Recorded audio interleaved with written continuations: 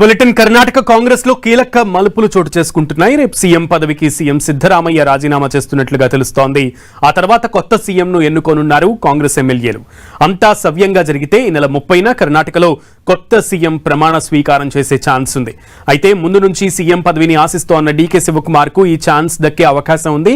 అటు సిద్ధరామయ్యకు రాజ్యసభ సీటును ఆఫర్ చేసి కేంద్రంలో కీలక పాత్ర పోషించాలని కోరినట్లు తెలుస్తోంది.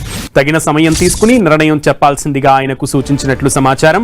దీంతో సిద్ధరామయ్య రేపు సహచర మంత్రులకు అల్పాహార విందు ఇచ్చి అనంతరం బెంగళూరులోని లోక్ భవన్ కు వెళ్లి గవర్నర్ కు రాజీనామా పత్రం సమర్పిస్తారని టాక్ వినిపిస్తోంది.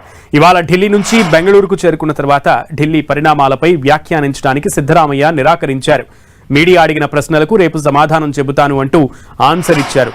దీంతో రేపు ఉదయం అల్పాహారం కోసం డీకే శివకుమార్ సిద్ధరామయ్యను కలవనున్నారు.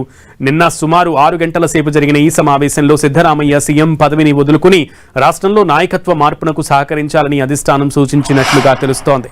సిద్ధుకు రాజ్యసభ స్థానంతో పాటు ఆ సభలో విపక్ష నేతగాను అవకాశం ఇస్తామని ప్రతిపాదించినట్లు తెలిసింది. అలాగే సిద్ధు కుమారుడు యతీంద్రకు డిప్యూటీ సీఎంగాను అవకాశం ఇవ్వనున్నట్లు ప్రకటించారు. ఈ ప్రతిపాదనలను ముందు సున్నితంగా తిరస్కరించిన సిద్ధరామయ్య తన మద్దతుదారులతో చర్చించి నిర్ణయం ప్రకటిస్తానని చెప్పారు. సిద్ధరామయ్య రేపు తన రాజీనామా సమర్పించవచ్చని సమాచారం. అంతా అనుకున్నట్లు జరిగితే ఈ వారాంతంలోనే డీకే శివకుమార్ కర్ణాటక నూతన ముఖ్యమంత్రిగా ప్రమాణ స్వీకారం చేసే అవకాశం ఉంది. ఇక సిద్ధరామయ్య రాజీనామాను కొద్ది రోజులు వాయిదా వేయాలని భావిస్తే రాబోయే రాజ్యసభ ఎన్నికల వరకు ఈ ప్రక్రియ ఆగవచ్చు. అంతర్గత విభేదాలు ఎన్నికలపై ప్రభావం చూపకూడదని హైకమాండ్ భావిస్తే జూన్ 18 తర్వాతే ప్రమాణ స్వీకారం ఉంటుంది.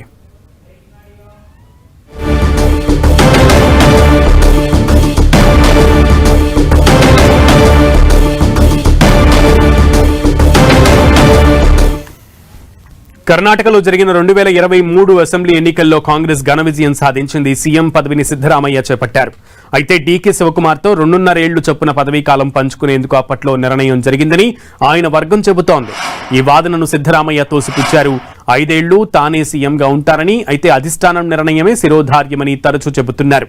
సిద్ధరామయ్య ప్రభుత్వం ఇటీవల 3 ఏళ్లు పూర్తి చేసుకున్న నేపథ్యంలో మరోసారి నాయకత్వ సమస్య తెరపైకి వచ్చింది. పార్టీ అధిష్టానం సిద్ధరామయ్య, డీకేలను న్యూఢిల్లీకి పిలవడంతో ఎట్టకేలకు సమస్య కొలిక్కి వచ్చినట్లు తెలుస్తోంది.